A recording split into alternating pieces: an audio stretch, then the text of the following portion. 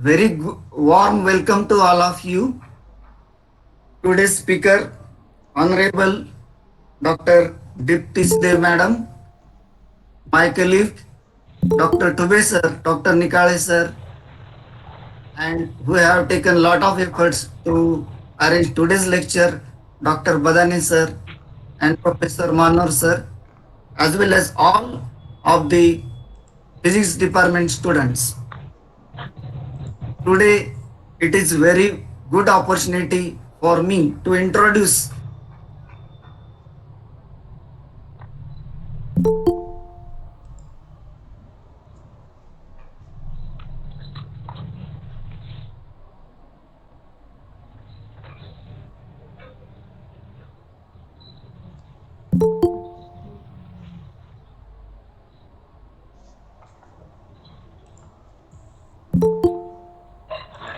Sir, you are this not lecture audible, sir. You are not audible, sir. through uh, sound is okay, sir. Okay, now fine, sir. Now fine. Uh, Okay. okay. होईना So, एवढा आवाज काय नाही सांग ना. through this lecture series, we are introducing well-known personalities to the students as well as the research work in this field so that student will get acquainted to these new areas of the physics. And today we have Dr. Dipti Side Madam, who is working as assistant professor in the Department of Physics, Savitribai Phule Pune University, Pune. He is a language aficionado. She is actively involved in science education, research, and outreach programs. Of course, she is a merit holder throughout his academic career and recipient of many awards. Students, you are very fortunate that today we have such a eminent personality with us. She has completed his PhD from National Chemical Laboratory. Of course, it is in Pune, India, a very well-known institute. Apart from her well-cited research in nanomaterials and a book on experimental physics, she is working on developing innovative methods of teaching science. This is a very important part that the teaching methods that should be innovated, the teaching methods that should be remodified so that the student get interest more and more in science. Her science education related activities include organization of summer school, delivering innovative talks, and writing of science articles in newspapers as well as in magazines. She has traveled different European countries for her collaborative work and academic events. She pursues science popularization by combining her keen interest in science and arts through creative writing and performances in different languages.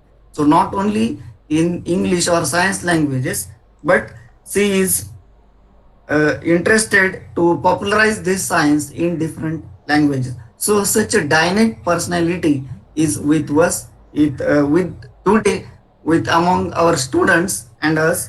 So, I am very thankful to you, madam, that you accept our introduction and join us today. So, with this short introduction, I welcome all of you again and stop here. Thank you. Thank you so much, sir. Now I request to Madam to share your valuable speech in front of all the participants. After your talk, ma'am, there will be a question answer session because if some questions or if some doubts to our students, so they may ask some questions. So I request to Madam, please share your valuable speech. Just tell me total how much time will we talk? I mean, when will we start question answer session? After how many minutes? Ma'am, you can take a 50 to 55 minutes for talk and later on the Oh, question answer session. okay. Okay, ma'am. Thank you so much. Great. So, सगळ्यांना नमस्कार. Thank you so much, Patil sir, for your kind words of introduction. It's a very happy moment for me to come here to talk to you because our very own student Mahesh has organized it and he is your teacher. So तुम्ही असं गाण्याच्या वगैरे घराण्याच्या पिढ्या असतात असं ऐकलं असेल, तसं आमच्या फिजिक्स डिपार्टमेंट घराण्यातला पिढीतला पुढचा महेश असिस्टंट प्रोफेसर झालेला आहे, तुम्हाला शिकवतोय आणि तुमची पिढी पुढची घडवतोय. याहून मोठा आनंद नाही दुसरा. So I am very very happy and pleased to come here. So the moment Mahesh asked me, I just said yes. No, only we had to decide timing, but coming was fixed. And I'm glad that I can see around 75 of you have joined here. सकाळी सकाळी physics विषयी ऐकायला तुम्ही इतके लोक आलेले आहात, त्याचा खूप मला आनंद आहे. So the title of the talk is Physics Matters, right? The matter हा शब्द तुम्ही पहिल्यांदा कुठल्या तरी सायन्सच्या पुस्तकात ऐकला असणार. You must have read the word somewhere in a science book. And matter, you know, there is a definition, something which has mass and occupies space. But you also know that matter is also a verb and it also has a meaning that it is important. So when I say physics matters, we will be talking about some things in physics as well as we will be seeing why physics is important for us, right? All right. So typically, whenever anyone asks me, so what is your subject? And when I tell them physics, you can see that their face changes. चेहऱ्यावरचे भावच बदलतात. It's either people are very scared of the subject, बापरे physics शिकवता, or then there are some people who say आम्हाला physics अजिबात आवडत नाही. किती ते फॉर्म्युले आणि ते कसं पाठ करायचं, कसं लक्षात ठेवायचं. In fact, some people also tell me that, you know, we have dreams. आम्हाला स्वप्न पडतं की 12वीतला आमचा फिजिक्सचा पेपर राहिलाय आणि तो पूर्ण होतच नाहीये वेळेत. इतकी वर्ष झाली तरी अजून आम्हाला असे स्वप्न पडतात. So unfortunately, physics has a very negative kind of and you can say association amongst people who have not chosen physics, right? So first, I want to tell you that physics is a very, very positive subject. It's a very important subject. It all depends on how you look at physics. तुम्ही त्याच्याकडे कशा दृष्टीने बघताय त्याच्यावर सगळं अवलंबून असतं. I ask students, whenever students say that no, we don't like physics, I ask them, why is it that you don't like physics? का नाही आवडत तुम्हाला physics? And the first thing they say is, no, someone had told us, कोणी घरातलं मोठं असेल, कोणी आजूबाजूचे कोणी असतील, that physics and mathematics are very boring and they are terrible subjects. So we always looked at physics in this manner. Then I tell them that imagine a situation that someone comes new to your college, say, in your class. So initially what happens, सुरुवातीला काय होतं, सगळे म्हणतात, काय माहिती कशी आहे, कसा आहे हा मुलगा किंवा कशी आहे मुलगी, शिष्टच असेल. Person doesn't talk to you immediately. So you already conclude that ही व्यक्ती शिष्ट असणार आहे. We are not going to be able to make friends with that person. But sometimes when you start talking to the person, you realize that no, this person is actually friendly. म्हणजे एखाद्या व्यक्तीशी ओळख तुमची झाल्यावर तुमच्या लक्षात येतं की नाही हे काही शिष्ट वगैरे नाही, खरं तर किती चांगले आहेत स्वभावाने. तर मला वाटतं फिजिक्सच्या बाबतीत असंच होतं. ओळखच करून घेत नाही, आधीच असा निष्कर्ष काढून मोकळे होतात की छा छा हा सब्जेक्ट एक तर भयंकर असणार आहे, फार याच्यासाठी डोकं वापरावं लागतं आणि किती अवघड असतो, मार्क कमी पडतात, हा काही चांगला सब्जेक्ट नाही. So I always tell students that you should get introduced to physics, you should make friends with physics. आणि आज आपण आलो आहोत, आता तुमच्या प्रत्येकाच्या या 75 लोकांच्या मनात काय काय आहे मला माहिती नाही. There are some, I can see some smiling faces. So I'm sure some people already like physics. That's great. But I'm sure some people feel that, I don't know, I've taken it as a subject or I plan to take it up as a subject, but I don't know, should I take it? Is it going to be very hard? And there are some people who might say, no, I wanted admission for some other subject. I didn't get it there, so I'm forced to take physics. Or some people might say it's a compulsory subject, so I'm forced to do physics. So I am here mainly to talk to all of you that if you have taken up physics, it is a good thing and it is possible for each and every person to enjoy learning physics. तुम्ही जेव्हा विद्यार्थी असता तेव्हा तुम्हाला तो विषय आवडणं खूप खूप महत्वाचं असतं. आवडीने त्याचा अभ्यास करणं अतिशय महत्वाचं असतं. So let us try to make friends with physics. Friendship day मला माहिती ऑगस्टच्या पहिल्या रविवारी असतो, तो होऊन गेला आधी. पण आता आपण आज समजूया की आता सणासुदीचे दिवस आहेत, तर आपण आता फिजिक्सची मैत्री करून टाकूया. So let us make friends with physics. So let me introduce physics as a very dear friend of mine. Now, physics actually comes from a word in Greek which basically means knowing. सुरुवात कशी झाली? पूर्वी होते philosophers आपण त्यांना म्हणतो, ते होते. Then gradually people started doing experiments and then a branch of science evolved, physics. Now you know there are different branches of science. There is physics, there is chemistry, there is biology. So what I tell students is, physics is like a medium to communicate.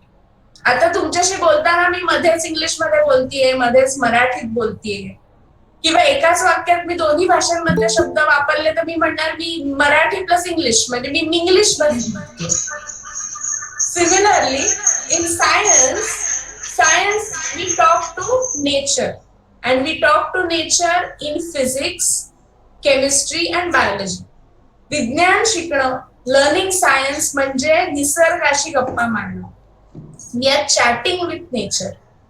And now what has happened is, just the way I said we can speak in English, in science also you can speak to physics plus chemistry, which is physical chemistry or chemical physics or biochemistry.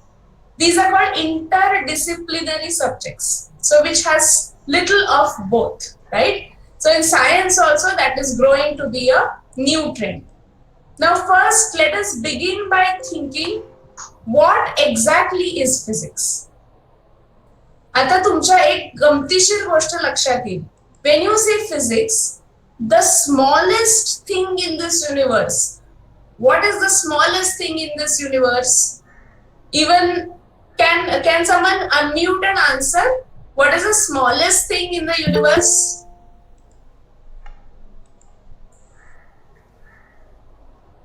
कोणी unmute करून कोणाला उत्तर द्यायचं आहे का? दोन्ही विचारणार आहे मी, स्मॉलेस्ट थिंग आणि बिगेस्ट थिंग्स. अगदी अंदाजे सांगा, अगदी ती त्याचं तसं नाव आलं पाहिजे असं काही नाही, पण त्यातल्या त्यात छोट्यात छोटं काय असू शकतं आणि मोठ्यात मोठं काय असू शकतं? तुम्हाला काय वाटतं? बघू बरं, कोणी अनम्यूट करून उत्तर देत आहे का?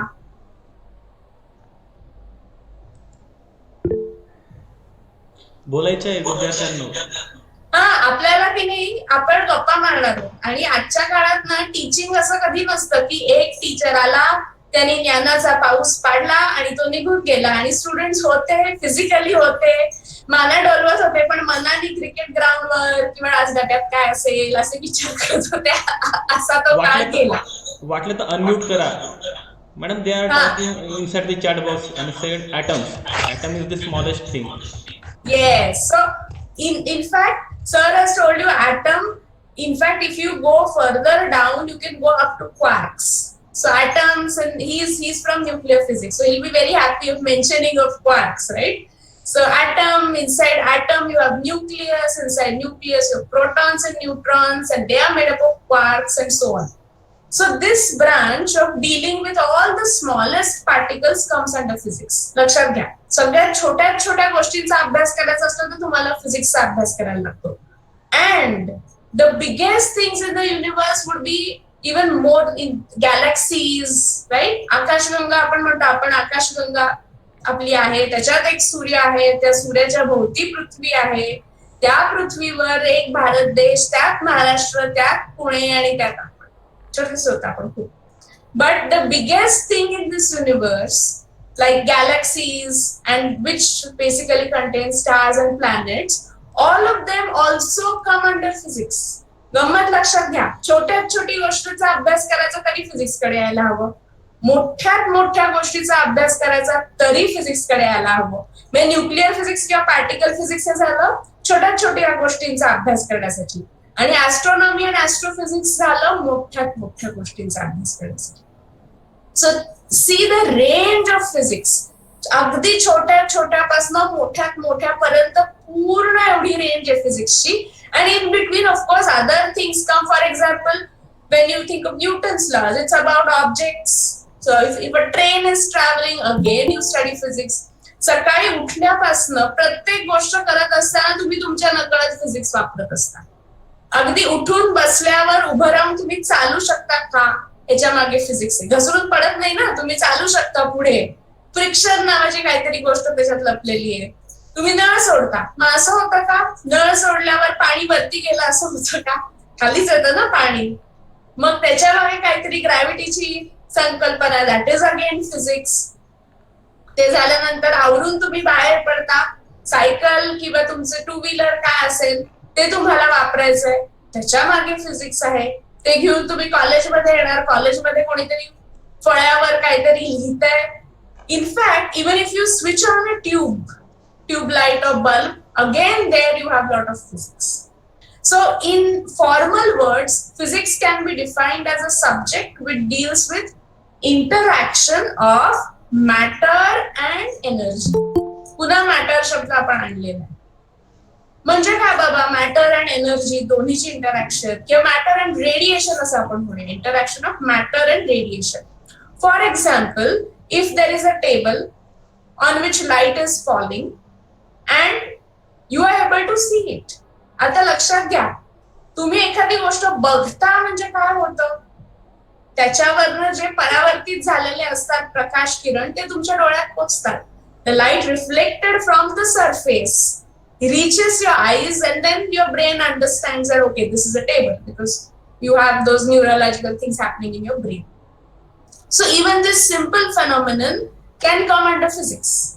इतक्या सोप्या आणि छोट्या गोष्टीपासून जी सुरुवात होते, म्हणजे सगळ्यात महत्वाची जी गोष्ट आहे की फिजिक्स का शिकायचं, याचं पहिलं उत्तर असं आहे की तुम्ही या जगात जगताय, तुम्हाला जास्तीत जास्त चांगल्या पद्धतीने जगता यावं म्हणून. Just to understand life and to live a better life, if you understand the phenomenon in nature, then your stay is going to be really, really comfortable. Or I always give another example. हल्ली ट्रेननी प्रवास करणं लोकांचं थोडंसं कमी झालंय, पण असा ट्रेनचा डबा डोळ्यासमोर आणा, खूप मोठा प्रवास तुम्हाला करायचा आहे, तुम्ही बसलाय, बाकीचे पॅसेंजर्स बसलाय. आता दोन पद्धतीने प्रवास होऊ शकतो. एक म्हणजे सगळ्या वेळ तुम्ही तुमचे बसलाय, आणि दुसरा म्हणजे तुम्ही त्यांच्याशी गप्पा मारताय. गप्पा मारायला लागल्यावर प्रवास इतका पटकन होतो. So when you learn science, when you learn physics, you are chatting with all the things in this universe. तुम्ही गप्पा मारताय, बाबा अच्छा हे असं असतं का, बरोबर, सनराईज सनसेट असा होतो का की पृथ्वी सूर्याभोवती फिरते.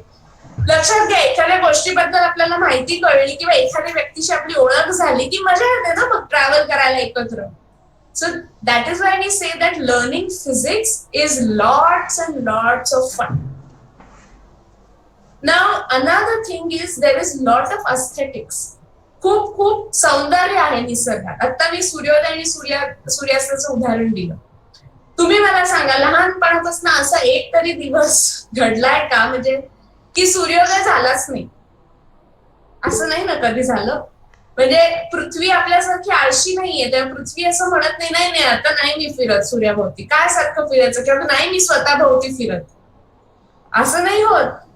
कायम चालू असतं हे पृथ्वीचं फिरणं. सूर्याभोवती म्हणून वर्ष होतं, स्वतःभोवती फिरते म्हणून दिवस होतो. So there is a periodicity. या सगळ्याला if you want to use a technical term, there is a periodicity with respect to time. That there are several events in the nature which occur periodically. Similarly, there is periodicity with respect to space. आता तुम्ही म्हणाल म्हणजे काय, तर रोज जेवताना मीठ तुम्हाला लागतं. मीठ आणि टाल्कम पावडर अशा दोन गोष्टी जर तुम्ही तुमच्या हातावर घेतल्यात आणि थोड्या चोळून पाहिल्यात, if you take them on your hand, can you see a difference? Do you feel a difference in the texture?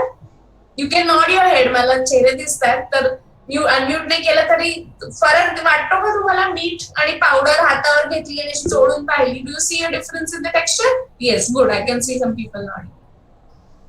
Why is that difference? Because table you know that मीठ म्हणजे सोडियम क्लोराईड, हे तर तुम्हाला सगळ्यांना माहिती असणार. It is a crystal. It has crystalline nature. The crystal structure म्हणजे काय? There are atoms which are arranged periodically. असे व्यवस्थित atoms एका विशिष्ट स्ट्रक्चर मध्ये असतात. So we do study it under solid state physics. We say there is basis, there is lattice, so on and so forth. But there is a periodicity in the structure. So this is also a part of nature which is beautiful. So when you study physics, first thing which we saw is it helps us live better, to understand the universe around us and to understand the beauty in nature. So it's very very fulfilling. Physics शिकण्याचे अनेक फायदे आहेत, हे पहिल्यांदा लक्षात घ्या. म्हणजे मग असं नाही वाटणार की काय कशासाठी हा विषय शिकावाच लागतोय हे ते. दुसरं ऑब्जेक्शन लोकांचं असं असतं की किती लक्षात ठेवायला लागतं. So many definition, so many laws, and we have to learn them, we have to mug them hard. आता ह्याच्यासाठी मी तुम्हाला एक उदाहरण देते. तुम्ही तुमचा कुठला सगळ्यात जो काय आवडता सिनेमा असेल किंवा आवडती गाणी असतील त्यातली, तुम्ही असं कधी बसून पाठ केलंय का? ते आज मी बसतो आणि या सिनेमातले डायलॉग्स पाठ करतो, किंवा आज मी बसते आणि या सिनेमातली गाणी पाठ करते, असं कधी केलंय का? नाही ना. पण ती तरी तोंडपाठ असतात. म्हणजे तुम्ही दुसऱ्या खोलीत असलात आणि तिकडे हॉलमध्ये समजा टीव्हीवर लागला सिनेमा, तरी दुसऱ्या खोलीत बसून तुम्हाला कळतं हा सिनेमा असणार. का असं होतं? कारण तुम्ही त्याने इंटरेस्ट घेता, म्हणून तुम्हाला ते कधी बसून पाठ करायला लागत नाही. फिजिक्सच्या बाबतीत असंच आहे. If you take interest in the subject, learning about it will not be a burden. You will not have to force yourself to learn something. It will be a very easy process and it will happen on its own. असं तुम्हाला त्यासाठी फार कष्ट नाही घ्यावे लागणार. But you have to have the right perspective. योग्य दृष्टिकोन ठेवा. त्या विषयाबद्दल चांगल्या रीतीने त्या विषयाकडे पाहिलं की आपोआप तुम्हाला तो विषय आवडायला लागणार आहे. बरं, आता आपण बघूया साधारण आपण आतापर्यंत काय काय पाहिलं. आपण हे बघितलं की फिजिक्स म्हणजे काय, मग आपण हे बघितलं की फिजिक्स शिकताना कशा प्रकारे दृष्टिकोन ठेवायला हवा, मग फिजिक्स शिकण्याचे उपयोग काय वगैरे, हे सगळं आता आपण हळूहळू बघितलं. आता पुढचा प्रश्न येईल की ठीक आहे, फिजिक्स शिकताना योग्य दृष्टिकोन हवा, बरोबर आहे, पण तो कसा हवा, काय काय करायला हवं त्याच्यासाठी. So now I am going to tell you about those things. So as I mentioned, physics goes from the smallest possible scale to the largest possible scale. And when you want to study physics, there are some important books, I'll tell you. Important in the sense that they cover a lot of things together. So I'm going to tell you about different things. First, I'll talk about books. Then I'll talk about audio, video, and so on and so forth.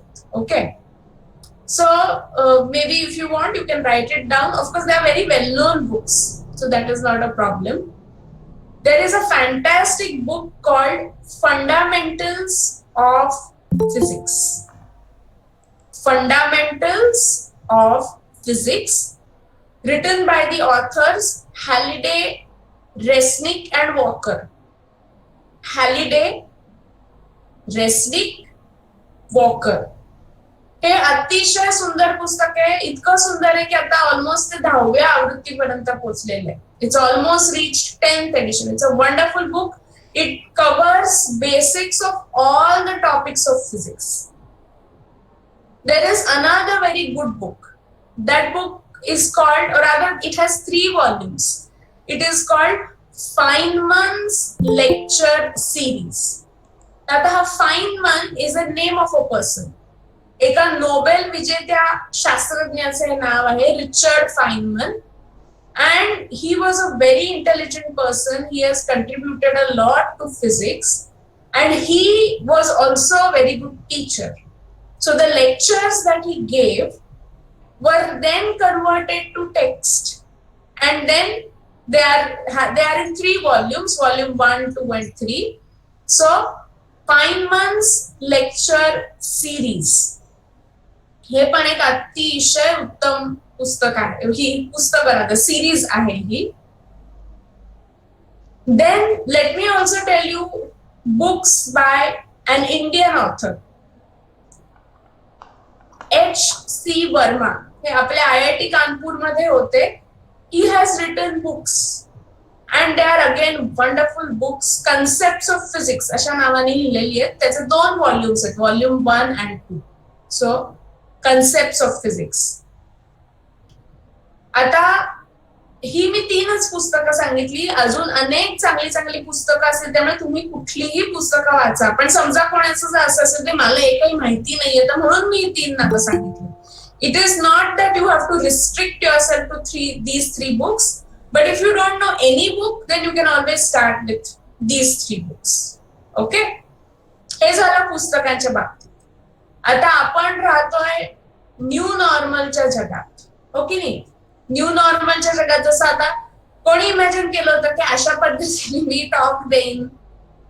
Otherwise what would have happened is I would have come to your college, you would be sitting in a classroom, I would be on the podium or near a table, and then there would be a blackboard and chalks, and then I would be talking. ही आपली नेहमीची पद्धत होती. But now for the past few months everything is a new normal. सगळं आपलं online चालू आहे. म्हणजे तुम्ही कधी कल्पना केली नसेल ना की कॉलेजचे आपले तास ऑनलाईन होतील, घरी बसून मस्तपैकी एकीकडे काहीतरी खात कधी वाटलं तर हळूच लोळत आणि असं काय काय करत आपण आपले लेक्चर्स ऐकू. असं कधी घडलेलं नसेल, पण आता घडत आहे. तर त्यामुळे फिजिक्सचे रिसोर्सेस सुद्धा मी काही ऑनलाईन रिसोर्सेस पण सांगणार आहे की जे तुम्हाला इंटरनेट वापरून तुम्हाला ते वापरता येते. आता मी असं म्हणते, सगळ्या विद्यार्थ्यांना म्हणते की तुम्ही फार नशीबवान आहात. आता स्टुडंट असण्या इतकी दुसरी चांगली गोष्ट नाही. This is the best time to be a student. Why? Because there are several resources available. आता हे पूर्वी पुस्तकं असायची पण अगदी क्वचित मिळायची. त्याच्यासाठी खूप लायब्ररीत खूप वेळ नंबर लावायला लागायचा. आता तसं उरलं नाहीये. आता खूप सहज पुस्तकं मिळतात. त्याहून महत्वाचं ऑनलाईन लेक्चर्स आता अवेलेबल आहे. I think it's a fantastic thing. आता मी त्याचा हे सांगते, NPTEL. पुन्हा सांगते, NPTEL ही आपल्या भारत सरकारने सुरू केलेली आणि अनेक मोठ्या मोठ्या शैक्षणिक संस्थांनी मिळून सुरू केलेला हा उपक्रम आहे. Under this several professors from institutions such as IITs have taught physics courses. म्हणजे कल्पना करा, घर बसल्या एखादा टॉपिक तुम्हाला कळला नसेल आणि ते तो तुम्हाला IIT प्रोफेसरचं लेक्चर ऐकायला मिळते आणि त्यातनं तुम्ही ऐकताय. केवढी मोठी गोष्ट आहे. पूर्वी हे कधीच शक्य नव्हतं. आता हे सगळं इंटरनेटच्या माध्यमातून आणि आता एस्पेशली लॉकडाऊनच्या याच्यात अजून या गोष्टी वाढल्या, त्याच्यातनं शक्य झालं. So this NPTEL, you have to, it has several thousands of lectures. Then you have to choose the topic. So of course, I'm sure everyone knows how to search. Google सगळ्यांना माहिती आहे. NPTEL, you can, for example, NPTEL quantum mechanics, NPTEL mathematical methods in physics. अशा प्रकारे तुम्ही search टाकत गेलात किंवा त्यातही NPTEL linear algebra, की तुम्हाला फक्त त्याचा अभ्यास करायचा, तर त्या विषयावरची अनेक लेक्चर्स तुम्हाला तिथे दिसतील. तुम्हाला हवं ते तुम्ही ऐकू शकता. सो त्यामुळे आता कोणी अशी कुरकुर करू शकत नाही की मला खरं फिजिक्स शिकायचं होतं पण रिसोर्सेस नव्हते. आता असं सांगता येत नाही. Because there are several good resources and the way you spend time on internet doing WhatsApp, doing Facebook, you should also reserve some time for attending online lectures, where if you want to clarify, say, some topic, particular topic, so on and so forth. तर हे झालंय, मी तुम्हाला सांगितलंय resources. आता एका महत्वाच्या मुद्द्याकडे मी येणार आहे की फिजिक्स ऍज अ करिअर की कोणी म्हणेल हो ठीक आहे आम्ही आवड म्हणून फिजिक्स घेतलं वगैरे, ठीक आहे, पण आम्हाला फिजिक्स मध्ये करिअर करायचं असेल तर काय पर्याय उपलब्ध आहे? So first of all there are several newer and newer things coming up every day. म्हणजे आज मी तुम्हाला जरी सांगितलं तरी काय माहिती आता नवीन कुठली तरी ऑपॉर्च्युनिटी, संधी निर्माण होत असेल. So right now I will tell you some opportunities, but you have to be alert and use internet for finding out newer and newer opportunities which will be available from time and so on and so forth. तर आता physics मध्ये career म्हणण्याच्या आधी मी म्हणते career कसं ठरवायचं आपलं, की खूप लोक आम्ही करिअर काउन्सिलिंग करतो किंवा असं थोडंफार, तर तेव्हा सगळ्यांना विषय कसं कळत नाही कुठला विषय घ्यावा, काय करावं वगैरे. तर 2 गोष्टी त्याच्यासाठी महत्वाच्या आहेत. One thing is your passion and second thing is your skill. आता मी जेव्हा पॅशन म्हणते, सगळ्यांनी आता हल्ली हे काय काय इंग्लिश शब्द इतके वापरतात सगळे, त्यामुळे सगळ्यांनी हे शब्द ऐकलेले असतात. When you say passion, it is that you love the subject. खूप तुम्हाला त्या विषयाची आवड पाहिजे. And skill means you are good at the subject. तुम्हाला तो जमला पाहिजे. याच्यासाठी मी साधा एक उदाहरण देते. आता कल्पना अशी करूया, गायन हे आपण बघूया. गायन हे प्रोफेशन. काही जण असे असतात की त्यांचा गळा खूप गोड असतो, छान, किंवा आवाज अगदी खूप योग्य असतो गाण्यासाठी, पण जर त्यांना गाण्याची आवडच नसेल तर ती व्यक्ती गायक होऊ शकत नाही किंवा गायिका होऊ शकत नाही. If you are good at a subject but if you don't like it at all, then there is no point. Similarly काही जणांना गाण्याची खूप आवड असते पण त्यांचा आवाज सुटेबल नसतो. की तुम्हाला माहितीये गाणं, तुम्ही गायक गायिका झालात तर तुम्ही गायलेलं गाणं लोकांना ऐकावं असं वाटलं पाहिजे, पण unfortunately if you don't have that as a skill किंवा त्यांना गायला जमत नसतं, again then a person cannot become a very good singer. गायक गायिका होण्यासाठी त्यामुळे नुसतं एक ह्यातला उपयोगी नाही, दोन्ही गोष्टी असायला हव्यात. म्हणजे तुम्हाला गाताही चांगलं यायला हवं आणि तुम्हाला गाण्याविषयी आवडही. Same thing goes for your career. You have to choose a subject which you really like, which you really enjoy doing, and you have a skill for it. You are good at doing it. These are the first 2 things. After that, of course, other aspects come into picture, the financial aspects, this relevance of a subject. तुम्ही असं लक्षात घ्या, गोष्टी इतक्या बदलत असतात की काही गोष्टी करिअर्स आता पूर्वी होती आणि आता नाहीच आहेत, असं पण काही बाबतीत हळूहळू घडायला लागतं. मला माहिती मशीन्स खूप येत आहेत, but there are certain careers which have never stopped being relevant. त्यातलं पहिलं महत्वाचं करिअर फिजिक्सच्या दृष्टीने इज टीचिंग, शिकवणं. आता हे शिकवण्याच्या बाबतीत पण हे असंच आहे बरं का, की तुम्ही शिक्षक व्हायचं की नाही हे ठरवण्यासाठी एक तर तुम्हाला संवाद साधता आला पाहिजे. You should be able to talk to students and you should enjoy doing that. मी सांगते की I am a teacher by choice, कारण मला आवडतं खूप विद्यार्थ्यांची गप्पा मारायला आणि त्यांना म्हणजे आता विशेषतः फिजिक्सच्या बाबतीत हे समाधान खूप मिळतं. You know, physics is full of lot of concepts which usually seem abstract, but to explain those concepts and make students relevant. तुम्हाला माहिती फिजिक्समध्ये रेझोनन्सची कॉन्सेप्ट आहे, सगळ्यांनी ऐकलेली. तर आता ते आपण म्हणतो natural frequency matches with the external frequency and so on and so fourth. तर त्याच्यात गंमत वर्गात शिकवताना मी सांगते रेझोनन्स कसा होतो.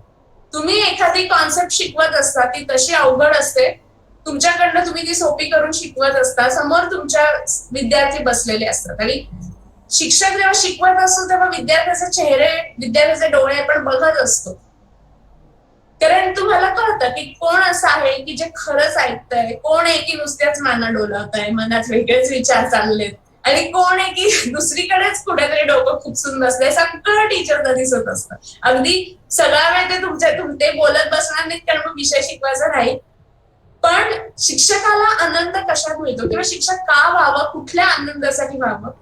If you are explaining a concept and if the students understand it, you can see it in their eyes. तर चेहरे एकदम उजळतात, एकदम आनंदी होतात. You can see the smile on the face.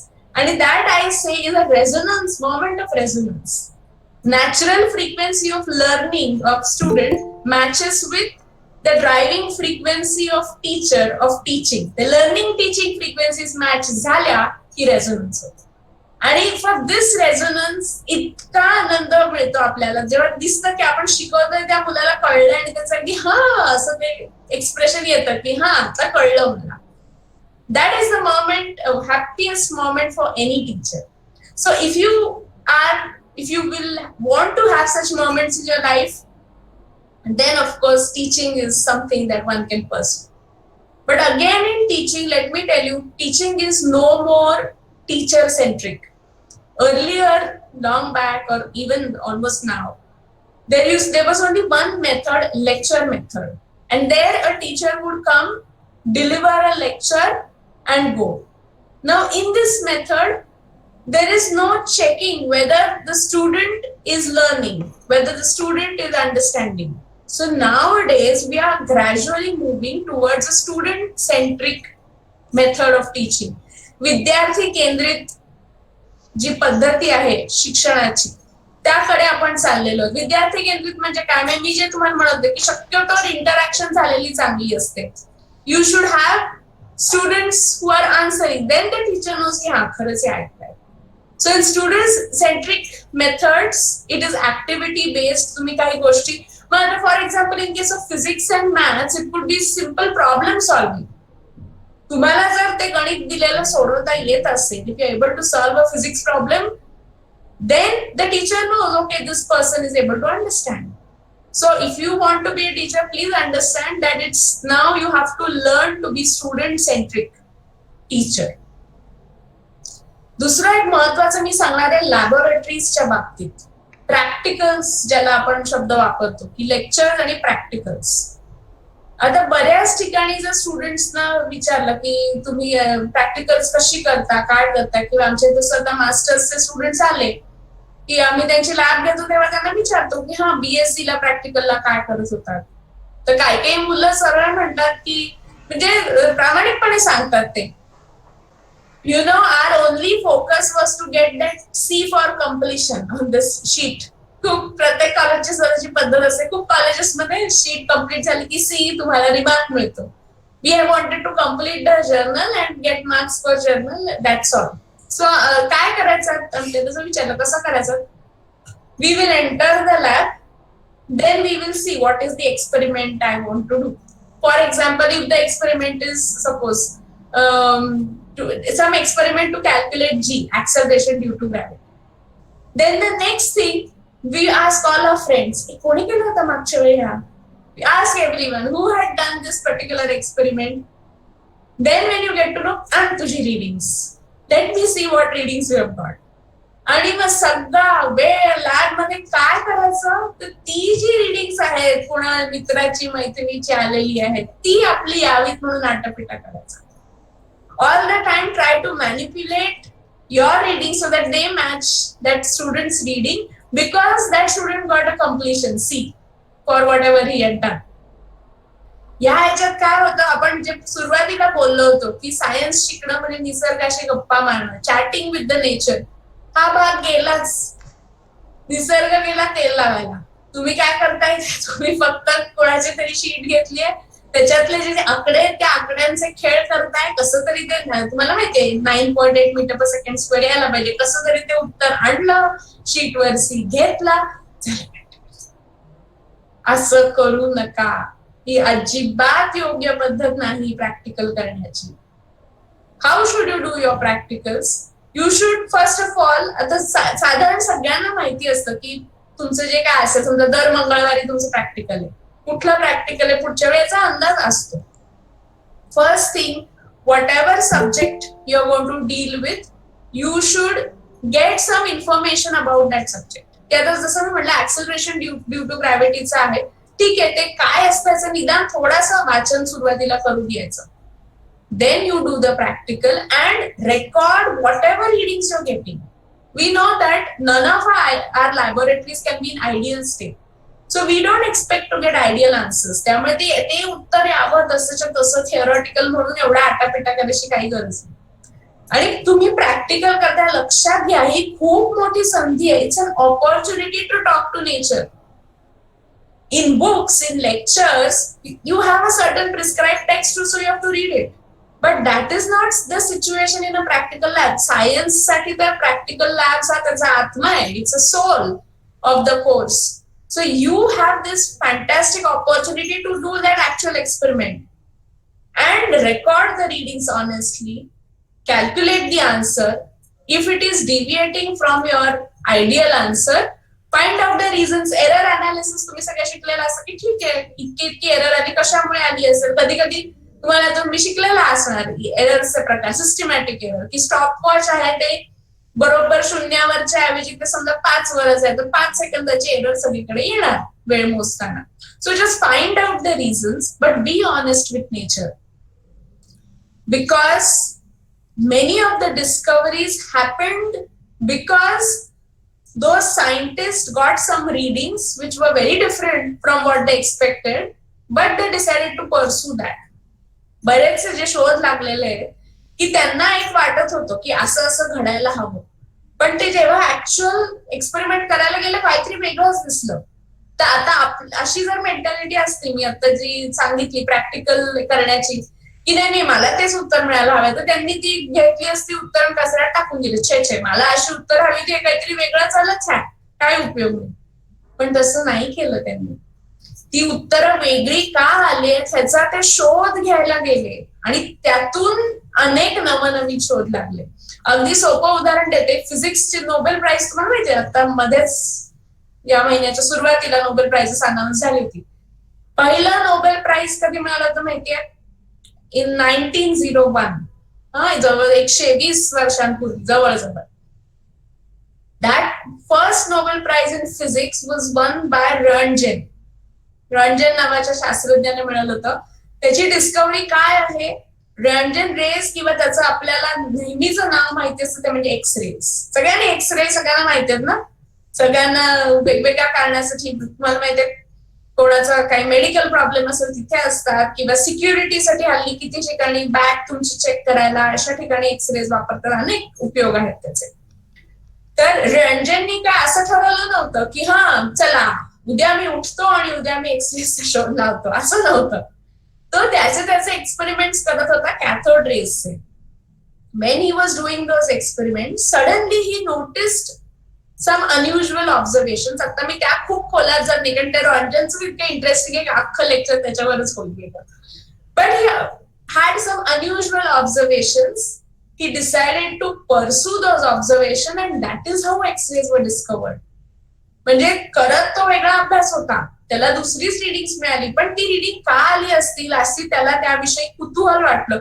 कुतूहल वाटणं, चौकस असणं हे सायन्सच्या दृष्टीने खूप महत्वाचं आहे. प्रश्न विचारणं, मग तो प्रश्न स्वतःला असेल, तुमच्या शिक्षकांना असेल, किंवा निसर्गाला तुम्ही का बाबा का असं घडतंय, असं तुम्ही तुमचं विचार चक्र सुरू झालं की आपोआप काही गोष्टी तुमच्या लक्षात यायला लागतात.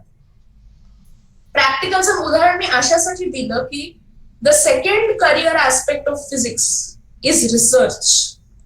रिसर्च ही प्रॅक्टिकल्सच्या पुढची पायरी आहे. पुढची पायरी अशासाठी मी म्हणते की प्रॅक्टिकल्स मध्ये निदान तुम्हाला माहिती असतं तुम्ही काय करताय. ऍक्सेलरेशन ड्यू टू ग्रॅव्हिटीचा मी शोध लावते, ठीक आहे. In research it is not like that. In research it is open ended असं म्हणतात. ओपन एंडेड म्हणजे काय की असं समजा तुम्ही रस्त्याने चाललाय, एक मोठा बोगदा आलाय आणि तुम्हाला माहितीच नाहीये बोगद्याच्या पलीकडे काय. तुम्हाला वाटतंय बोगद्याच्या पलीकडे एखादं घर असेल म्हणून तुम्ही जात राहता. कधी कधी तसं घर येतही, कधी कधी येतही.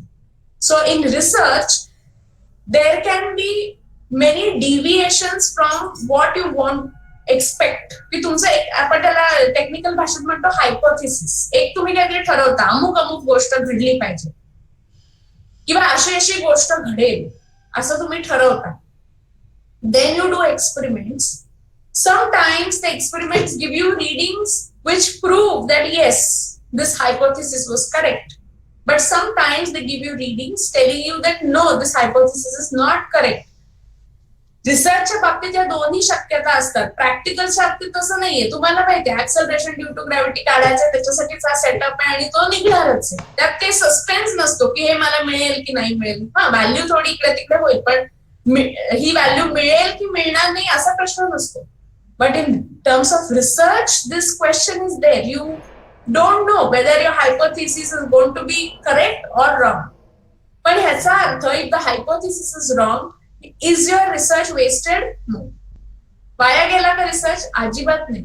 आम्ही संशोधक विद्यार्थ्यांना सांगतो, रिसर्च स्टुडंट्सना सांगतो की there is nothing called as bad data.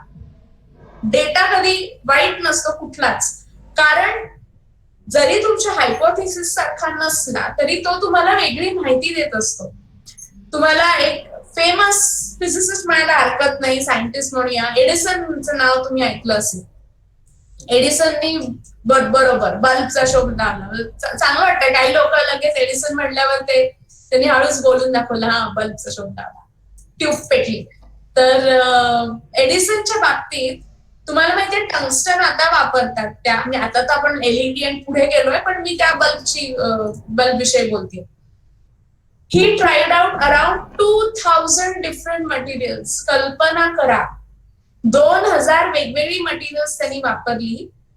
First all those materials did not work and this 2000 म्हणजे जवळजवळ this material tungsten started working.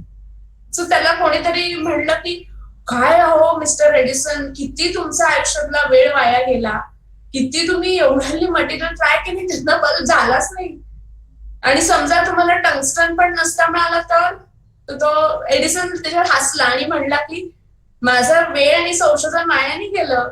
माझ्या नंतर जर कोणी संशोधन करायला आलं असतं तर त्याला मी सांगितलं असतं, बाबा रे हे 2000 जे आहेत ना मटेरियल वापरू नकोस, हे सोडून दुसरे वापर. मग त्याचा किती वेळ वाचला असता. So you understand the attitude that no research is bad research. Everything is very useful in the bigger picture. मोठं तुम्ही त्याचं चित्र बघितलं की लक्षात येतं की नाही बाया काहीच झालं. आता हे रिसर्चच्या दृष्टीने म्हणजे टीचिंगचं तर मी तुम्हाला सांगितलं, टीचिंगच्या दृष्टीने, रिसर्चच्या दृष्टीने तुम्हाला जर अशा गोष्टी शोधून काढण्याची आवड असेल, पीएचडी तुम्हाला माहिती आहे, पीएचडी डिग्री विषयी सगळ्यांनी ऐकलं, त्याचं फुल फॉर्म पण सगळ्यांना माहिती असेल, डॉक्टर ऑफ फिलॉसॉफी. पण मी गमतीने म्हणते की पीएचडी म्हणजे काय. पी म्हणजे पेशन्स, एच म्हणजे हार्डवर्क आणि डी म्हणजे डिटर्मिनेशन. पेशन्स, हार्डवर्क आणि डिटर्मिनेशन या तिन्ही गोष्टी तुम्हाला फार फार फार आवश्यक आहेत पीएचडी करताना.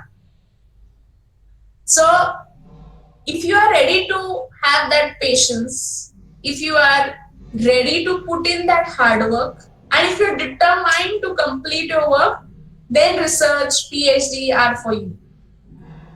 अजून एक तिसरा आस्पेक्ट आहे करिअरचा, तो म्हणजे आहे इंडस्ट्री. आता एक लक्षात घ्या की R&D असं तुम्ही शब्द ऐकला असेल, research and development units in industry. But in industry the research is little different in the sense that they want to launch only the products that they want. So your research has to be in tune with the company policy. तुम्हाला ज्या इंडस्ट्रीत तुम्ही आहात त्यांना कुठले products काढायचे त्याचाच research करायला लागतो. Whereas in academic research, उदाहरणार्थ तुम्ही समजा युनिव्हर्सिटीत आहात किंवा एखाद्या रिसर्च इन्स्टिट्यूट मध्ये आहात, you have the freedom to choose. So that is the difference between these two researches. That in one case you have to do as the company wants. It has its own advantages. In industry, you have the satisfaction of immediately going up to a product. While in case of academic research, you get the freedom, but then of course you need to struggle a bit if you want to launch it as a product. So I've told you about 3 different careers: teaching, research and industry. And of course there is another section of people who pursue a physics degree, take it as a basic skill and then go for some other area like say defense, or some people do MCA, or some people go for UPSC, MPSC and so on and so forth. There is also that section of people, and they always say that whatever we learned in physics, it is proving out to be very useful for us. So that is also another great aspect about physics. So far, what all have we seen? We began first of all by saying that physics is not a subject to be hated.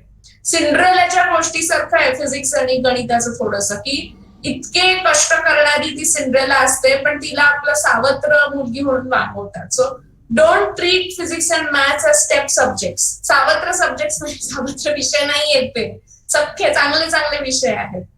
So we सॉ that you should not be scared of physics. You should not hate physics. You should make friends with physics. Physics is a wonderful subject.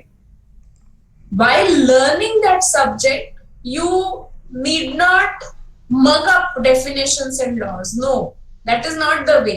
If you understand the concept, automatically you are going to remember the definition from your understanding or remember the law from your understanding.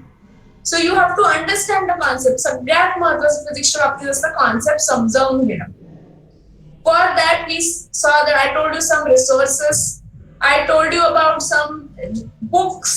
I told you about some audio and video lectures as well, which you can listen to. Then we saw what is the correct approach for lectures and practicals. So lectureच्या बाबतीत पण मी असं म्हणेन, तुम्हाला जर माहिती आहे हा विषय आहे, त्याच्यात हे टॉपिक्स आहेत, साधारण तुम्हाला अंदाज आहे उद्या कुठला टॉपिक होणार आहे, तर थोडं जर वाचून तुम्ही गेलात ना तर तुम्हाला जे शिकवतं ते जास्त चांगलं पडतं. आणि दोन गोष्टी करायच्या, ते आधी थोडंसं वाचून जायचं, मग लेक्चर होतं, आणि घरी गेल्यावर एकदा संध्याकाळी फक्त आठवायचं की हा काय आपण शिकलो होतो. तेव्हा ती रिव्हिजन केली ना तर मी सांगते तुम्हाला परीक्षेच्या वेळी इतका त्याचा फायदा जाणवेल, कारण त्यावेळी ती गोष्ट कळलेली असते. म्हणजे असं नाही की अरे बापरे आता परीक्षा आली का, आता ती पुस्तकं शोधण्यापासून सुरुवात, मग घेऊन या, आणि मग आता त्या 20 दिवसात कसं सगळं कोंबायचं डोक्यात ज्ञान. त्यातलं ज्ञान म्हणणारच नाही मी, माहिती की असं बसायचं, पाठ करायचं, काहीतरी श्लोक बी पाठ केल्यासारखं, आणि त्याला मराठीत तो शब्द आहे की घोका, म्हणजे पाठ करा आणि ओका पेपरवर टाका. तर तसं नाही करायचंय आपल्याला, तो विषय समजून घ्यायचा आहे. म्हणून मी म्हणलं मगाशी की फिजिक्स तुम्ही शिकताय म्हणजे निसर्ग तुमच्याशी गप्पा मारतो, ते समजून घ्यायचंय तुम्हाला. So this is the way for lectures. I told you how to do practicals. Practicals म्हणजे नुसती कोणाची तरी रिडिंग उतरवून कुठलं तरी त्या योग्य हे रिडिंग पर्यंत जाऊन सी मिळवणं, शीटला आणि ती फाईलला लावून टाकणं शीट, हे प्रॅक्टिकल नाही. तुम्ही जो करताय तो एक्सपेरिमेंट समजून घ्या, निसर्ग तुम्हाला काय सांगतोय त्याच्यातलं ते समजून घ्या, नीट ऐका. हे बघा काय माहिती की तुम्हाला कदाचित असे वेगळी रिडिंग्स मिळतील की पुढचं नोबेल प्राइज सुद्धा मिळू शकेल. काहीही शक्य आहे, काही अशक्य नाही. आपण असं म्हणतो की सायन्स मध्ये there is no ultimate truth. असं कधी नाहीये की हे अंतिम सत्य. In science anything is true unless until it is proven wrong. जोपर्यंत ती गोष्ट चुकीची आहे, प्रूव्ह होत नाही, तोपर्यंत ती गोष्ट बरोबर आहे. उदाहरणार्थ म्हणजे सगळ्यात गमतीचे की ॲटम शब्द आपण सुरुवातीला घेतला होता. ॲटम शब्द ज्या ग्रीक शब्दावरनं आलेला आहे त्याचा अर्थ तो इनडिव्हिजिबल. त्याचा अर्थ सुरुवातीला डाल्टनच्या काळात जेव्हा ॲटम शब्द त्यांनी वापरला तेव्हा त्यांना वाटलं होतं की ॲटम कॅनॉट बी डिवायडेड, ॲटमच्या आत अजून काहीच नाही, तर सगळ्यात छोटा आहे.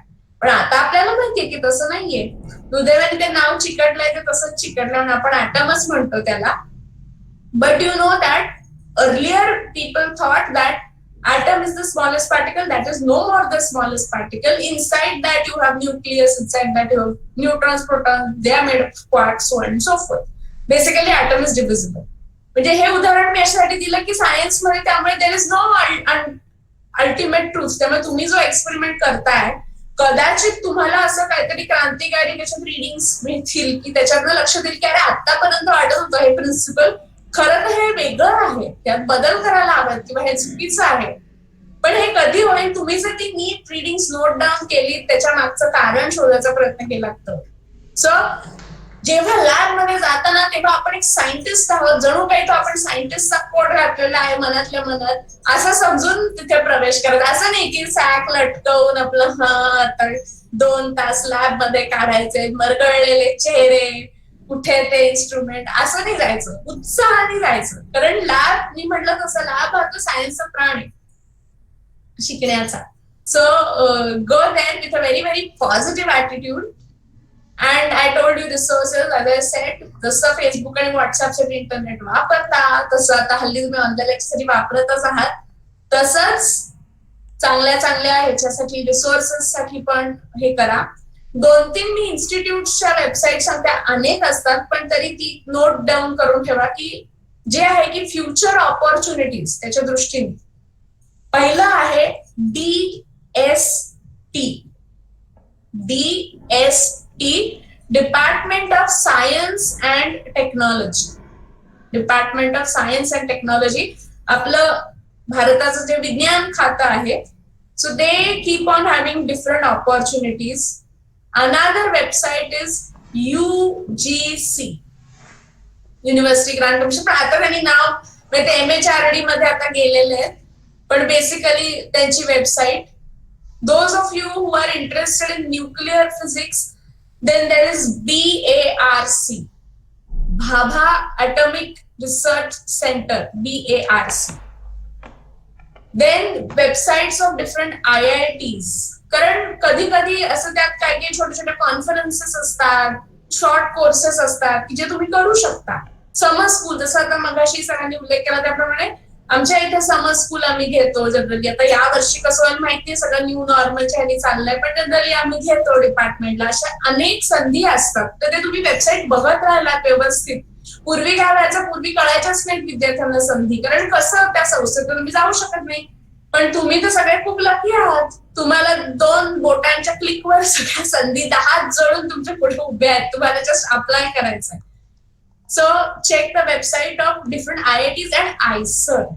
आपल्या सगळ्यांना माहित नसेल तर माहिती करून घ्या. IISER, IISER, Indian Institute of Science Education and research.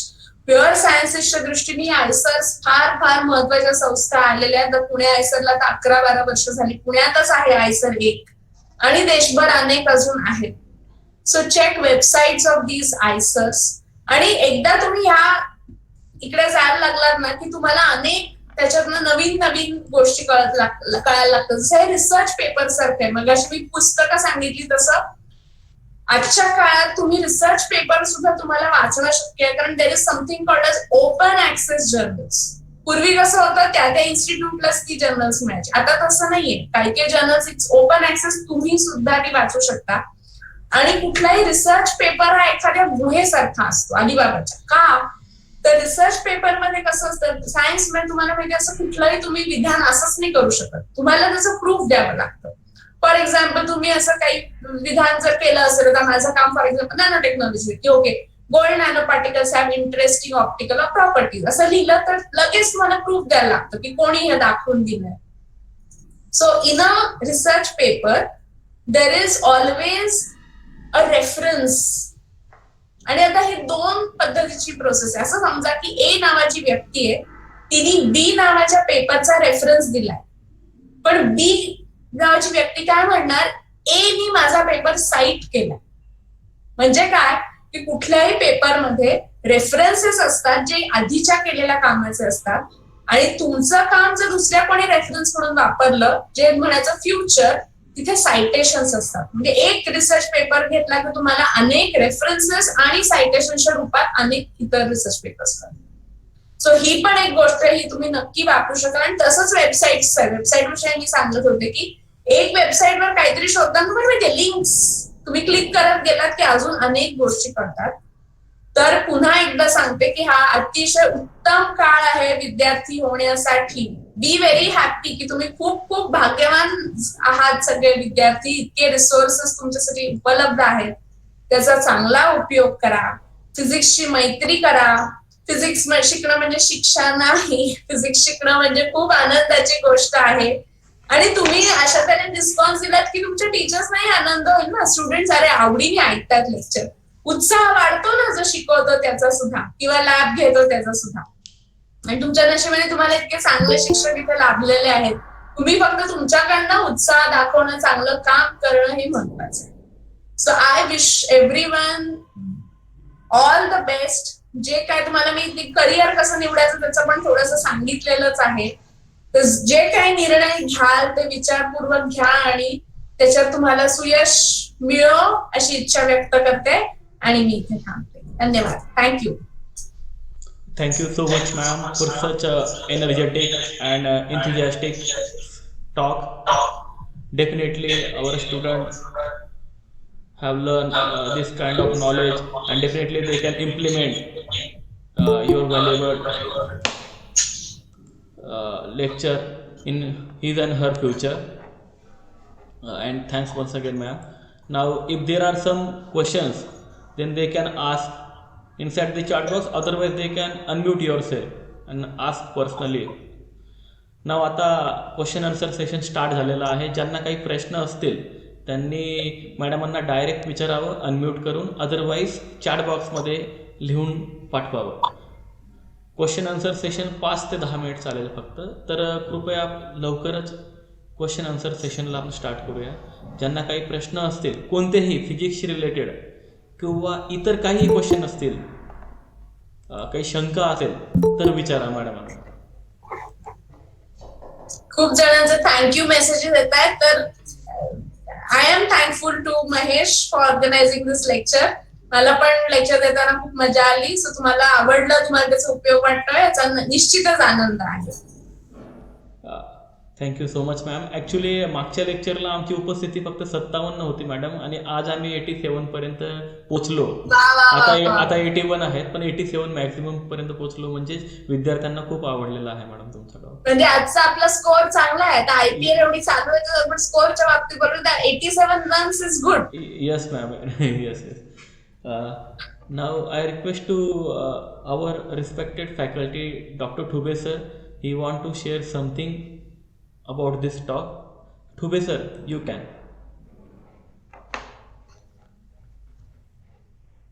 Thube sir, unmute करा तुम्ही स्वतःला. आणि तोपर्यंत विद्यार्थ्यांना काही क्वेश्चन असेल त्यांनी चॅट बॉक्समध्ये लिहा किंवा पर्सनली अनम्यूट करून विचारा मॅडमांना. पर्सनल ऑपॉर्च्युनिटी संदर्भात विचारा, काही विचारा. सर अनम्यूट करा तुम्ही स्वतःला. Good morning madam. गुड.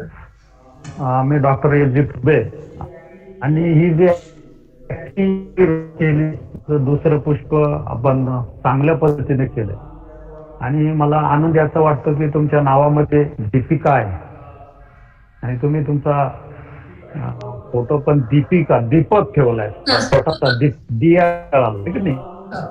तर चांगली गोष्ट आहे, आणि याचं मला आनंद होतोय की पुढच्या पिढी फिजिक्स ऑप्टरायझेशन करण्यासाठी पण धडपड घ्या. मला खरंच त्याबद्दल थोडं अप्रिशिएशन तुम्हाला द्यायचं आहे. सिम्पल लँग्वेजमध्ये तुम्ही अतिशय चांगल्या पद्धतीने कसं फिजिक्स आवड निर्माण करावी किंवा काय करिअर्स आहे हे सांगितलं, म्हणून मी थोडा वेळ घेतला ॲप्रिशिएशनसाठी, क्वेश्चन आन्सरसाठी नव्हतं. तर परत एकदा तुमचे आभार मानतो. आणि तुम्ही जसं महेश बाबत म्हणले ना, तो पुढचा आमचा सचिन आहे, पुढचा लक्षात घ्या, सचिन टू सचिन या डिपार्टमेंटचा. आणि यासाठी की आम्ही हे डिपार्टमेंट 90 साली सुरू केलं, आणि ग्रामीण भागामध्ये आम्ही जवळजवळ 150 किलोमीटर लांब आहे पुण्यापासून, आणि फार रिमोटला आहे. पण फिजिक्स चालवणं, मुलं गोळा करणं आणि त्यांच्या मनातली भीती घालणं हे फार फार अवघड होतं. परंतु आजच्या स्थितीमध्ये तुमच्यासारख्या लोकांमुळं किंवा म्हणजे शॉक आपण देतोय, आणि एक छोटीशी गोष्ट टेक्नॉलॉजीचा बेनिफिट आपण आज इथं घेतला. आणि तुमचं लेक्चर फिजिकली झालं असतं तर तुम्हाला पुण्यावर यायला डायस तुम्ही जे सांगितलं फार अवघड गोष्ट होती, परंतु ही गोष्ट आपण सक्सेस केली. आणि हे एक महिना, दर महिन्याला आम्ही हा ऍक्टिव्हिटी ठेवलेली, तर मला वाटतं तुम्ही फार छानच त्याच्यावर आम्हाला बोललात, आणि मला त्यामुळे थोडंसं मला बोलावं वाटलं. परत thanks again. Okay, thank you. Thank you so much ma'am. Thank you so much sir for your wonderful words about madam and me also. Definitely we will try our best towards the college and department also. Of course आम्ही पुणे विद्यापीठ physics डिपार्टमेंटचे विद्यार्थी आहोत, आणि तिथलं नक्कीच आम्ही तिथली quality इथं नक्कीच दाखवण्याचा पुरेपूर प्रयत्न करू. मॅडम एक क्वेश्चन विचारला आहे विद्यार्थ्याने की फिजिक्स आवडतो पण मॅथ्सची थोडी भीती आहे, सो ती भीती कशी काढायची? बर, तर आता चांगला प्रश्न आहे, कारण physics has a mathematical framework. So maths typically, again the same thing. People don't like maths because they feel that it's again only about formulae or so on and so forth. तर साध्या साध्या गोष्टीपासून सुरुवात करा. कॅल्क्युलेशन्सची काहींना भीती वाटते. तर शाळेत तुम्ही असताना पाढे वगैरे शिकला असाल, पाढे, पावटी, निमकी, ते विसरायचं नाही. म्हणजे आजही मला विचारलं 29चा पाढा म्हणा तर मी म्हणून दाखवू शकते, कारण इतका तो डोक्यात फिट बसलेला आहे. जर तुमचे बेसिक्स कॅल्क्युलेशनचे हे असलं तर कॅल्क्युलेशनची पहिली भीती जाते. दुसरं म्हणजे मॅथ्स हे त्याच्यात खूप कॉन्सेप्ट आहेत. म्हणजे आता फॉर एक्झाम्पल तुम्हाला लिनियर अल्जिब्रा असेल, त्याच्यात व्हेक्टर स्पेसेस ही कॉन्सेप्ट आहेत. असं नुसतं पाठ नाही करायचं की okay this is a vector space if whatever, V is a vector space if X Y belong to vector space X plus Y, असं पाठ नाही करायचं. समजून घ्या की तो एक सेट आहे. वेक्टर स्पेसेस म्हणजे एक विशिष्ट प्रकारचा सेट आहे ज्याच्यावर काही कंडिशन्स आहेत. त्या जर होत असल्या, उदाहरणार्थ तुम्हाला एखाद्या कॉलेजमध्ये प्रवेश घ्यायचा आहे तर तुमचे हे एलिजिबिलिटी असेल तुम्ही घेऊ शकता. तसं वेक्टर स्पेसेसचं दार आहे. तुम्हाला जर ह्या होत असल्या कंडिशन सॅटिस्फाय तर तो तुमचा वेक्टर स्पेस सेट असं म्हणून असेल. म्हणजे मॅथ्स शिकताना सुद्धा त्याच्या मागच्या कॉन्सेप्ट समजून घ्या. किंवा आता इंटिग्रेशन डिफरन्सिएशन असतं आपल्याला सगळ्यांना माहितीये, डेरिव्हेटिव्ह. तर डेरिव्हेटिव्ह म्हणजे D Y by D X असं नुसतं पाठ केलेलं असतं, D X by D T. Derivative म्हणजे रेट ऑफ चेंज आपण बघतोय हे समजून घ्या. की जेव्हा तुम्ही म्हणता की velocity is a rate of change of displacement, की v is equal to dx by dt, मग असं म्हणल्यावर ते नुसती लेटर्स किंवा सिम्बॉल्स नाही राहत. त्याला एक अर्थ आहे की displacement with respect to time कशी बदलतीये ते देणारा म्हणजे वेलॉसिटी. असं जर तुम्ही कॉन्सेप्च्युअली समजून घ्यायचा प्रयत्न केलात गणिताच्या बाबतीत तर ते तुम्हाला नक्की आवडायला लागेल. नुसते त्याला नंबर्स आणि सिम्बॉल्स असं जर पाठ करत राहिला तर मग नाही आवड एवढी निर्माण होत. So understand mathematics conceptually. पहिलं म्हणजे घाबरायचं नाही की पुस्तक उघडायच्या आधी असं म्हणायचं की हे मला गणित आवडणार आहे आणि मला जमणार आहे. I am going to love maths and I am going to be able to do maths. असं करूनच पुस्तक उघडायचं पॉझिटिव्हली आणि कॉन्सेप्च्युअली समजून घेतलं तर नाही तुम्हाला गणिताची भीती वाटत. Thank you madam. एका विद्यार्थिनीने चॅटबॉक्समध्ये हे टाईप करायला ते घाबरले, त्यामुळे तिने पर्सनली व्हॉट्सअपवर क्वेश्चन पाठवलेला आहे. सो क्वेश्चन असा आहे मॅम की फ्युचर करिअरच्या दृष्टीने which subject is better, physics, maths और केमिस्ट्री, या तिघांपैकी? कारण की ते कसं असतं ना की हे आता तुम्ही जर मुंबई इंडियन्स टीमचे सपोर्टर असं तुम्ही म्हणजे मुंबई इंडियन्स सगळ्यात चांगली टीम आहे. तुम्ही कोलकाताचे असलात तर म्हणणार कोलकाता, दिल्लीचा.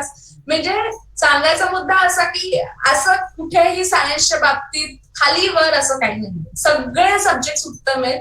म्हणून आवड लक्षात घ्यायची की तुम्हाला माहिती केमिस्ट्रीच्या बाबतीत तुम्हाला ते केमिकल्सचे वास आणि ते जर सहन होणार नसले केमिकल लॅबमध्ये तर मग तुम्ही केमिस्ट्री म्हणण्यात अर्थ नाही. किंवा बायोलॉजिकल ह्याला आता काही लोकांना की आम्ही डिसेक्शन नाही करू शकणार किंवा ते सगळं असं जर वाटत असेल तर बायोलॉजी. त्यामुळे ह्यात कुठलीही हायरार्की नाही. फिजिक्स केमिस्ट्री में इनफॅक्ट एक सांगते की सायन्स इज वन, विज्ञान हे एक आहे.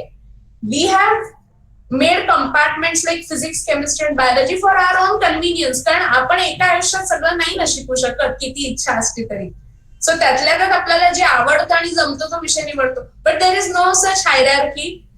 Which ever part of science you like you can choose it for your career. And as I said, you should have two things: one, passion, second, skill. तर ह्या दोन फक्त निकष लावा, बाकी काही असं विसरून जातील. म्हणून मी फिजिक्सची असले तरी मी कधी असं नाही म्हणत की फिजिक्सच उत्तम विषय आहे, केमिस्ट्री अँड बायोलॉजी अगदी वाईट विषय, असं कधीही मी म्हणत नाही. कारण ते equally good. It's just that I have chosen physics, but you can choose any of them for career. So don't worry. Thank you ma'am. एक DYBSc ची विद्यार्थिनी आहे Aditi Agwan. How to select career in physics subject? ते मी परत तेच सांगते की पॅशन अँड स्किल यांनी तुम्ही बेसिक ठरवा. आणि म्हणजे ह्या सगळ्याच्या वेगवेगळ्या रिक्वायरमेंट्स आहेत. ज्यांना वर्गात बोलायला आवडत किंवा लोकांसमोर येऊन बोलायला आवडत नाही ती व्यक्ती, that person cannot be a good teacher. किंवा ज्यांना असं एकट्याला लॅबमध्ये कष्ट करायला आवडणार नाही, that person cannot choose this. So it all depends on your on temperament and your of course. एक मला सांगायला हरकत नाही की हल्ली ऍप्टिट्यूड टेस्टिंग अशा पण असतात. विशेषतः 10वी नंतर खूप जण ते करतात. तर तुम्हाला तसं पण एक तशी टेस्ट करून घ्यायला हरकत नाही की माझा कल कुठे आहे, त्याच्यावरनं तुम्हाला कळतं ऍप्टिट्यूड टेस्ट. तर तसंही करायला हरकत नाही. बाकी तुम्हाला काय आवडतंय आणि काय जमतंय ह्याच 2 गोष्टींवर मुख्य आहे. Thank you madam. Sonal Gawade, unmute your सेल्फ. तुम्हाला प्रश्न विचारायचा आहे मॅडमांना, अनम्यूट करा. मॅडम तोपर्यंत चॅट बॉक्समध्ये एक प्रश्न आला आहे. हां yes, Sonal Gawade. Yes. Hello ma'am. Hello. Yes you are audible Sonal. हां मॅडम, रेडिओग्राफर कोर्स याबद्दल माहिती हवी होती. थोडं जोरात बोल सोनल, ऐकू येत नाहीये. हॅलो, आवाज येतोय? हा आता बोल. हां, रेडिओग्राफर कोर्स याबद्दल माहिती हवी होती. रेडिओग्राफर कोर्स मला वाटतं महेशच जास्त चांगलं सांगू शकेल. तो पूर्ण न्यूक्लिअर फिजिक्स मधला आहे. डेफिनेटली. त्यामुळे तिकडे तू बघ आणि BIRCच्या वेबसाईट पण बघ. इतर पण अनेक तुला चांगल्या त्यातल्या संधी पडतील. नक्कीच सोनल, माझ्याशी कॉन्टॅक्ट कर, मी सांगतो सगळं डिटेल. एक चॅट बॉक्समध्ये मॅडम क्वेश्चन आला आहे Prajakta Kadam. Which is the best area in physics that offer so many research opportunity. आता हा परत मगाच्याच वेगळं एक्सटेन्शन. जसं मी म्हटलं सायन्स मध्ये सगळे चांगले आहेत, तसं फिजिक्स मध्ये पण असं नाहीये की न्यूक्लिअर फिजिक्सच फार भारी आहे किंवा ऍस्ट्रोफिजिक्सच फार भारी आहे, असं काही नाहीये. सगळ्यात रिसर्चच्या ऑपॉर्च्युनिटीज आहेत. ऍप्लिकेशन्स प्रत्येकाची वेगवेगळी असतात त्या विषयानुसार. उदाहरणार्थ ऍस्ट्रोफिजिक्स मध्ये तुम्हाला जर अंतराळात काय घडतं याचा अभ्यास करायचा असेल तर ऍस्ट्रोफिजिक्सच्या छोट्या गोष्टी मी मगाशी म्हणलं तर न्यूक्लिअर फिजिक्स आहे. So there is no hierarchy again in terms of physics. पण ब्रॉडली जर म्हणलं तर 2 भाग साधारण आता आमच्या डिपार्टमेंट की एक्सपेरिमेंटल फिजिक्स आणि थिओरिटिकल फिजिक्स असं त्यातल्या त्यात 2 ब्रॉड भाग असतात की काहींना एक्सपेरिमेंट करायला आवडतं ते एक्सपेरिमेंटल फिजिक्स निवडतात आणि काहींना modelling, computer modelling and simulation करायला आवडतं ते थिओरिटिकल फिजिक्सच्या तिकडे जातात. तर आणि त्यांना मॅथ्सची खूप आवड असेल तर थिओरिटिकल फिजिक्सला जाण्यात पॉइंट आहे. मॅथ्स आवडत नसेल विशेष तर theoretical physics is not for you. तर असे त्यात हे आहेत, पण रिसर्च ऑपॉर्च्युनिटी सगळ्या क्षेत्रात. Thank you so much madam for such a wonderful question answer session. Now if anyone want to share some few words about our today's lecture they can. कोणाला feedback द्यायचा असेल तर त्यांनी फीडबॅक द्यावा अशी विनंती करतो मी विद्यार्थ्यांना. Yes, Yuvraj Jadhav. Yes, please unmute your self. First of all, namaste to everyone. It's great pleasure to show my profound gratitude, and I'm very humble and honored for being with Professor Dipti ma'am. Actually, it's very hard to stay awake during online lectures. I'm saying this with experience, but you made it easy. The way you convey concepts and ideology behind topic is very easy. And another key point is language and a simple explanation. Even non-academic student also can digest it. And you are a professor of physics, so I can't believe your sense of humor was too good when you say students treated physics and mathematics like the Savatara subject, and that slogan "Bhoka ani parikshit जाऊ नका." I like that. And another was the key point was simple explanation. I like most. I am here to as a student representative to give you feedback. So I am also going to put it similarly like you, as it is. The lecture was best and best. That's all. Thank you. Thank you so much. Thank you so much, Yuvraj, for your wonderful words. Now I request. आणि मला ऐकून खूप चांगलं वाटलं की एरवी online lecture मध्ये झोप येत असते पण आज झोप आली नाही. हा फार महत्वाचा फीडबॅक आहे कुठल्याही येस मॅम, सगळे खूप विद्यार्थी खूपच पॉझिटिव्ह दिसत आहेत आज. आणि नाव I request to miss Aditi Agwan to share vote of thanks. First of all, thank you so much, madam, for such a ethical motivation and inspiration. In your lecture, you cover most important points like exactly what is you also aware us about future opportunities. Your years of and you are represented in such a I sincerely appreciate HOD of Physics, Dr. Patil sir and his staff, Dr. Thubel sir, Dr. and Maharnagar sir for organizing such a global webinar. And I would also like to thank all the participant students for joining us. Once again, thank you so much, madam, from our bottom of heart.